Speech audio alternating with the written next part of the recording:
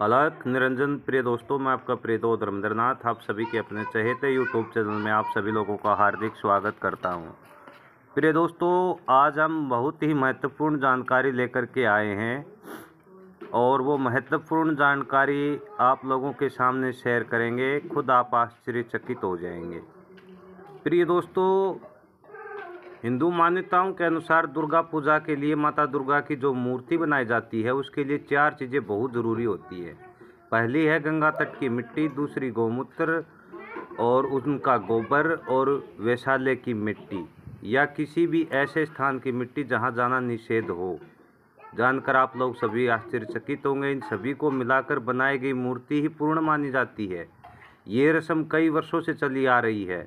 इस पूरी रस्म के दौरान सबसे ज़्यादा आश्चर्य डालने वाली बात है अपवित्र माने जाने वाले वैशाल्य की मिट्टी से पवित्र दुर्गा की मूर्ति का निर्माण होना, जो आश्चर्यचकित करने वाला होता है, क्योंकि वैशाल्य से ही माता दुर्गा की मूर्ति का निर्माण किया जाता है।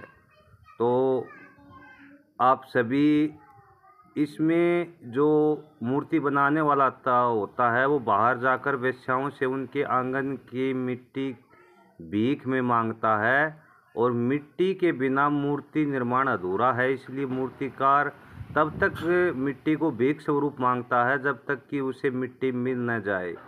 अगर वेश्या मिट्टी देने से मना भी कर देती है तो भी वह उनसे इसकी भीख मांगता रहता है। प्राचीन काल में इस प्रथा का हिस्सा केवल मंदिर का पुजारी ही होता था, लेकिन जैसे जैसे समय बदला पुजारी के अलावा मूर्तिकार भी वेश्याओं की मूर्तियों के लिए मिट्टियां मांगने लग गए। दुर्गा पूजा के दौरान पूजा की जाने वाली दुर्गा की मूर्ति कोलकाता के सोनाक्षी से खरीदी गई मिट्टी से बनाई जाती है। दरअसल ये कोलकाता का रेड लाइट एरिया है जहां वेश्याएं अपना जीवन यापन करने हेतु कुछ बुरे कर्मों में लिप्त रहती हैं। लेकिन मान्यता अनुसार जब तक इस जगह की मिट्टी नहीं मिलती तब तक दुर्गा मूर्ति का निर्माण अधूरा माना जाता है। यदि किसी वजह से इस मिट्टी के बिना भी दुर्गा प्रतिमा बना दी जाती है तो उस मूर्ति का पूजन माता दुर्गा स्वीकार नहीं करती है। ऐसी प्राचीन काल से ये मान्यता चली आ रही है। दोस्तों, वेश्याएं गंगा में पवित्र स्नान के लिए जा रही थी। एक प्राचीन दंत कथा है।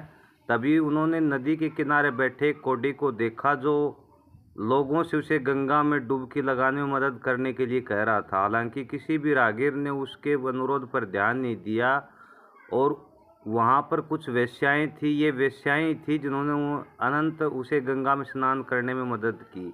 उन्हें यह देखकर आश्चर्य हुआ कि वह कोडी भगवान शिव थे। वह वेश्याओं से बहुत प्रसन्न हुए और उन्होंने उन्हें वरदान देने के लिए उनको बोला। तब जब वरदान उनको देने के लिए भगवान शिव ने तत्पर हो गए तब उनकी एक अन्य दंत कथा है जिसमें एक वेश्या प्राचीन काल में एक वेश्या माँ दुर्गा की बहुत बड़ी भगत थी और उसे बहुत प्रताड़ित सहना करना पड़ता था और उसे लोग बार बार तिरस्कार करते थे और उस तिरस्कार से बचने के लिए वेश्या ने माता दुर्गा से वरदान लिया था। दोनों ही कथाएं बड़ी रोचक हैं। एक में भगवान शिव ने वरदान दिया था, दूसरे में और तब माँ दुर्गा ने उनकी प्रार्थना को स्वीकार करते हुए अपने भक्त वेश्याओं से कहा था कि वह उनकी मूर्ति का निर्माण वैशाल्य के आंगन से लाई गई मिट्टी से ही करें। माता दुर्गा ने वरदान दिया कि वैशाल्य की मिट्टी से बनाई गई मूर्ति ही स्थापना करने से ही उनका व्रत फलीभूत होगा और तभी से माँ दुर्गा की मूर्ति वैशाल्य के आंगन से लाई गई मिट्टी से बनाई जाने लग गई। तो प्रिय दोस्तों, हमारी जानकारी आप लोगों को कैसी लगी? ऐसी ही अगर आप जानकारी चाहते हैं तो हमारे चैनल को लाइक करें, सब्सक्राइब करें, बेल आइकन के घंटे का निशान का दबाएं। अलख निरंजन। जय हिंद।